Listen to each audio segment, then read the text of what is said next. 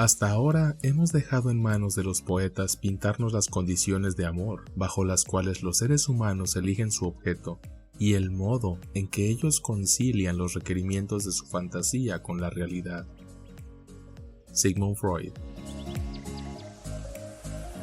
Soy Memo Mejía, tu anfitrión y presentador de Argumentos Incómodos, un podcast donde tú y yo abordaremos temas, tramas y eventos habituales, incómodos e interesantes que podremos alojar en nuestro repositorio de conocimientos inútiles, esperando que algún día sean de utilidad. Bienvenidos otra vez a Argumentos Incómodos, a este mini episodio. Recuerden que estoy en Facebook e Instagram como @Argumentos Incómodos Podcast, todo junto. Manden sus peticiones, sus saludos, sus memes, estaría padre ver unos memes ahí del programa, sus críticas. Estamos a 2 capítulos del final de temporada. Muchas gracias por continuar en este su podcast. Antes de comenzar, recomiendo discreción a la escucha debido a que se abordarán conceptos en psicoanálisis que, quizá fuera de este contexto, pudieran resultar incómodos o mal interpretados. Y una vez iniciando, voy a explicar someramente el complejo de castración en psicoanálisis para efectos de comprensión de este escrito. Para mis colegas en psicoanálisis sé que es un concepto súper complejo y que no se explica en un par de líneas, pero nos va a ayudar a saber un poquito más para este episodio y también espero estar a la altura.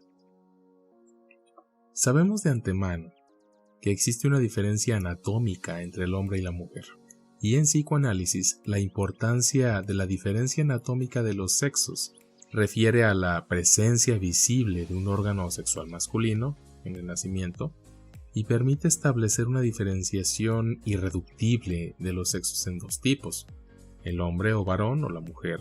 La ausencia del órgano sexual masculino en la mujer va a ser descubierta por el niño y la niña en algún momento de su infancia. La manera en que se asimila esta experiencia de descubrimiento contribuirá significativamente a su organización sexual presente y futura. Este complejo de castración se refiere a un conjunto de fenómenos psíquicos inconscientes relacionados con la teoría sexual infantil de la pérdida del pene. El sujeto varón y hembra entran dentro de la dialéctica del complejo de castración, después que han reconocido y aceptado la diferencia anatómica de los sexos.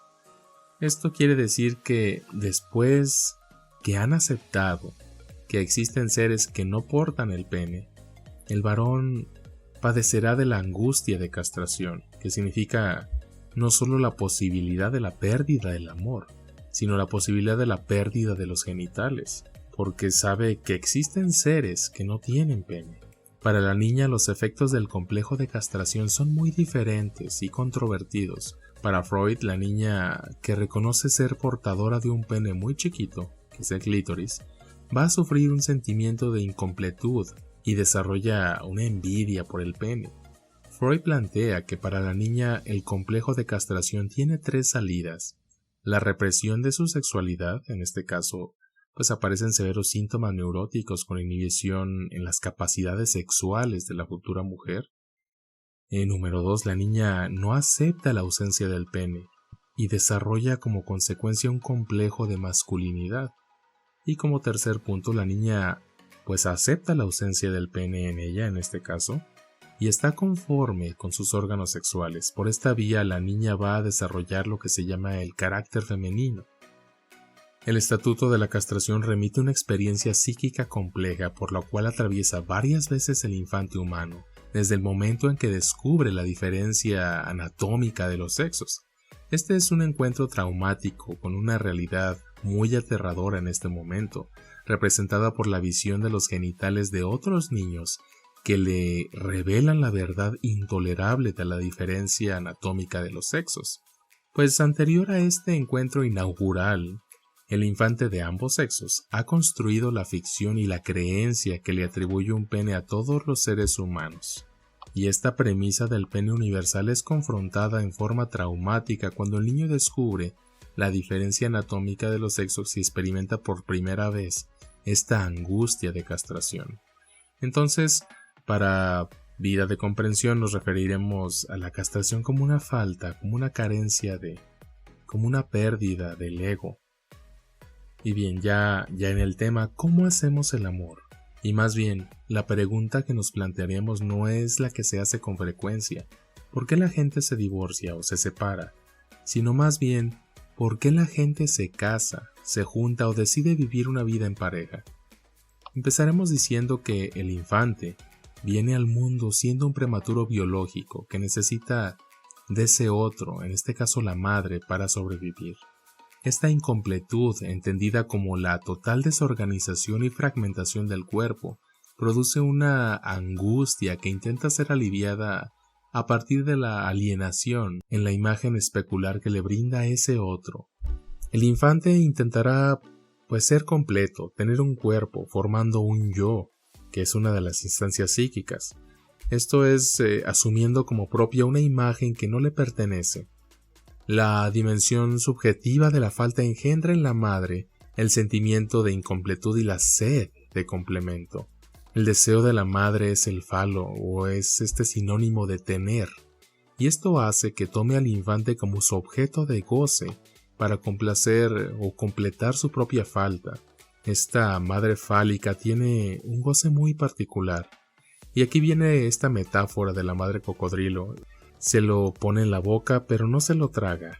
Este goce es resignado a condición que el otro no solo no se lo coma, sino que además mire y escuche hacia otro lado. Otra voz, otro significante. Es decir, que el otro acepte su castración y a partir de castrarse puede introducir la castración en el infante, donándole esta falta para que éste devenga sujeto, o sea, la madre tiene que desear algo más que al infante y la única manera de hacerlo es por amor. Y ese amor va en función de otro significante, trabajo, esposo. Hasta aquí podemos dar a entender que este significante es ese otro interés que pudiera tener la madre. Esta es la metáfora paterna, la sustitución del deseo de la madre por la castración. El momento en donde el paciente interviene para cortar el goce de la madre, y el goce de la madre es tener al infante como el falo que complementaba esta falta. Es recién ahí donde el niño se pregunta por el deseo del otro. O sea, ¿qué quiere ese otro de mí? Todo sujeto responde al enigma del otro desde su fantasma, es decir, posicionándose como un objeto para el otro, la mejor manera que encontró para ser amado. Y mientras el sujeto es gozado por el otro, también goza. ¿Pues de qué? De ser el falo de mamá, ya que esto alimenta su narcisismo. Empiezan por me creo lo máximo porque soy exactamente lo que desea mi mamá para estar completa. De ahí que las parejas van camino a repetir esta relación sintomática. La castración es pérdida. Somos seres castrados porque somos seres en falta. La castración real es fundante. Subyace de la pérdida estructural que todo sujeto padece por llegar al lenguaje, abandonando lo instintivo y entrando a lo pulsional. La necesidad en el ser humano es un planteamiento mítico. El sujeto de la necesidad solo existiría previamente a la captura en el significante. Si la necesidad existiera en el ser humano, indefectiblemente tendría que existir el instinto, ese saber innato que orienta al animal sobre el objeto de satisfacción que calma la necesidad. En el ser parlante, pasa todo lo contrario, existe la pulsión, que es donada por el otro. Esta es parcial y constante porque no tiene un objeto de satisfacción específico, sino más bien un objeto contingente, es decir, depende de la manera particular de gozar que tiene cada sujeto, y es así que la pulsión, más que orientarnos, nos perturba. Si quieren saber un poquito más respecto a la pulsión, pueden visitar mi episodio que habla sobre por qué somos infieles, y ahondamos un poquito más en este tema de la pulsión, cuando acaben claro. El niño, a través de la demanda, va a intentar satisfacer esa falta estructural del sujeto. Pero lo que el niño demanda no es un objeto.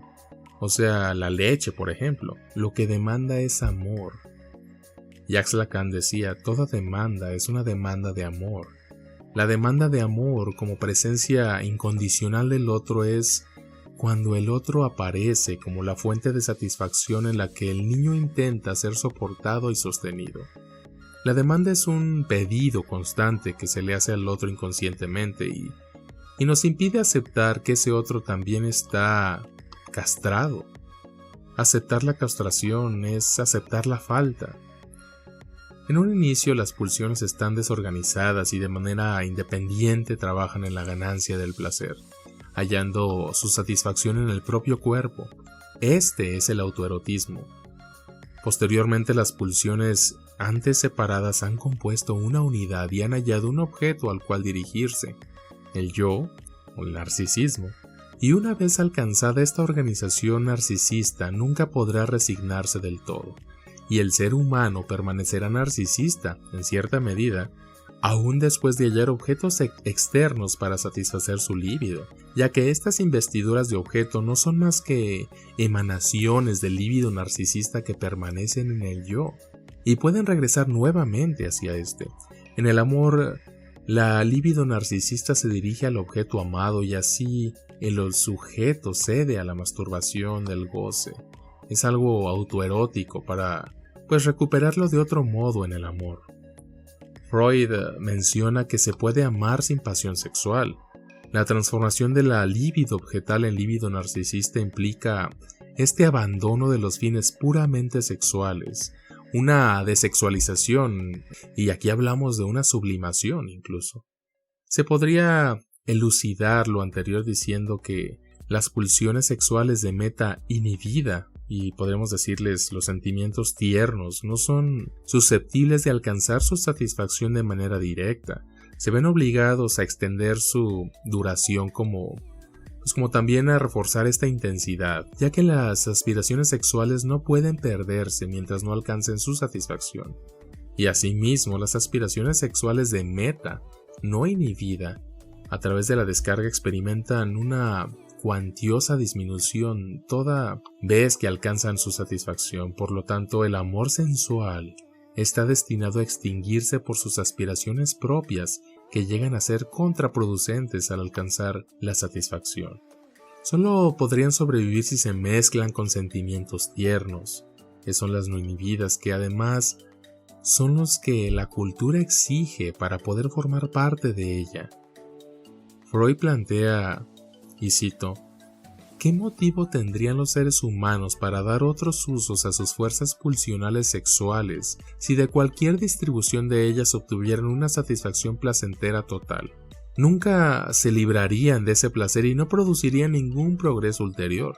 Parecería que la insalvable diferencia entre los requerimientos de ambas pulsiones habilitara para logros cada vez más elevados, y es verdad que bajo una permanente amenaza en la forma de la neurosis. El amor implica castrarse. Para amar hay que estar dispuesto a perder algo de narcisismo. En este sentido, el amor es un crimen, porque es la muerte simbólica del narcisismo. La represión parte del yo, más precisamente del respeto del yo por sí mismo, de este ideal del yo que tenemos.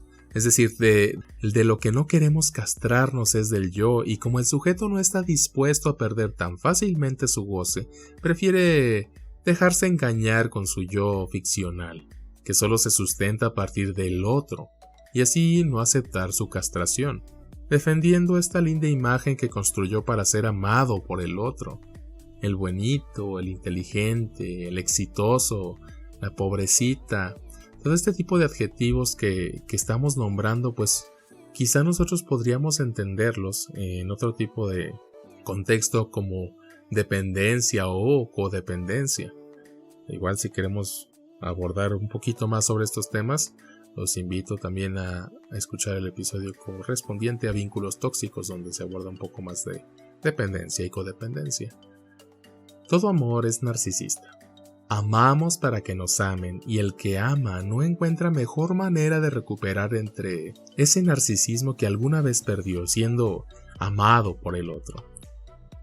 El psicoanálisis tiene otra visión del mito que cuenta Aristófanes en el banquete de Platón. Dirá que Aristófanes miente cuando menciona: el amor es el deseo de encontrar esa mitad que nos falta. Este es el famoso mito de la media naranja, el cual introduce la idea de una complementariedad entre los sexos, pero tomemos en cuenta que no hay relación sexual. no existe. Esto no se refiere al acto sexual o al coito, propiamente dicho. Nos referimos que al tener goces diferentes, hombre y mujer, es imposible una complementariedad a nivel del goce. Además, la satisfacción del goce siempre se satisface solo. Y es que el goce, más que unirnos, nos separa. La relación sexual es una correspondencia matemática que no existe, ya que no hay ninguna garantía de tener una relación sexual armoniosa con la pareja. Lo sexual para el ser humano es un saber en falta. Si existiera saber sobre lo sexual habría instinto y no pulsión. En cambio, en los animales sí existe relación sexual y está garantizada por el instinto. Por eso el león no se queja si la leona está muy flaca o muy gorda. Por eso tampoco las vacas van al gimnasio ni se ponen silicón. Los animales ante el estímulo del macho u hembra responden indefectiblemente para reproducirse y entonces sí existe complemento en la relación sexual. La relación amorosa es un vínculo asimétrico porque el amor es un intento de solución, pero en realidad es donde empieza el problema. Lo que hace que alguien se enamore no es un buen trasero, un buen par de tetas, tampoco unos buenos abdominales bien marcados o una billetera así bastante buena y fornida. Todo este fetiche imaginario solo sirve para excitar, y esto que excita es la imagen que permite al yo ser más ostentoso. Esta es una idealización. Y aquí ocurre algo curioso, nos enamoramos de lo mismo que nos va a terminar separando. De ahí que las crisis de pareja existen incluso antes de que la pareja se forme, porque de lo que nos enamoramos es el síntoma. A esto nos referíamos cuando mencionamos que las parejas van caminando a repetir una relación sintomática. Ahora, interrogando al síntoma del sujeto encontramos los fantasmas asociados, y en una pareja podemos ver que el fantasma de uno es la buena inocente que siempre necesita ayuda, y el fantasma del otro, el fuerte que siempre se sacrifica y deja todo. Se separan porque el síntoma que anudaba la estructura de la pareja revienta, y aparece la angustia de no poder completar al otro porque él ya no es fuerte porque no tiene nada más que sacrificar, y ella siente que él ya no la puede ayudar a seguir siendo la buena.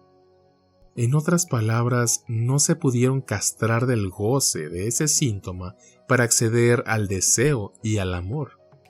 Ojalá hasta aquí me esté dando a entender. El que tropieza con el amor se castra y acepta la castración del otro.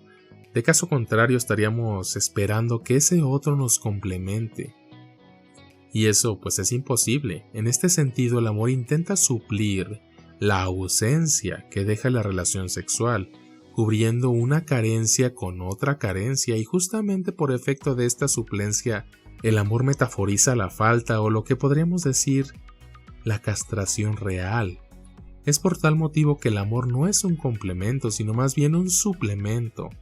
Y si los animales no se enamoran es porque ellos sí tienen sexo. Para amar es necesario castrarse y solo puede amar el que no tiene. El amante es quien reconoce su falta y se la cede al otro. Da lo que no tiene. El amado no sabe lo que tiene y eso que tiene no es él en sí mismo, es la proyección de la fantasía de su amante que le supone algo que nunca tuvo. El objeto amado jamás podrá satisfacerme debido a que no puede darme lo que demando, ya que no lo posee. Es así que el sujeto no hace pareja con su amado, hace pareja con sus faltas. Por lo tanto, reconocemos que el otro, que no es, me hace falta para representar mi propia falta, y no sabríamos que nuestra falta si no fuera por él. Es una paradoja.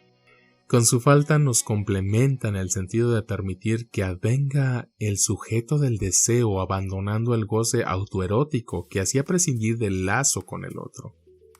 El discurso capitalista es inversamente proporcional al amor porque no permite ningún margen para que parezca la falta, intentando cubrirla a través del consumismo, que no es otra cosa que el rechazo total de la castración.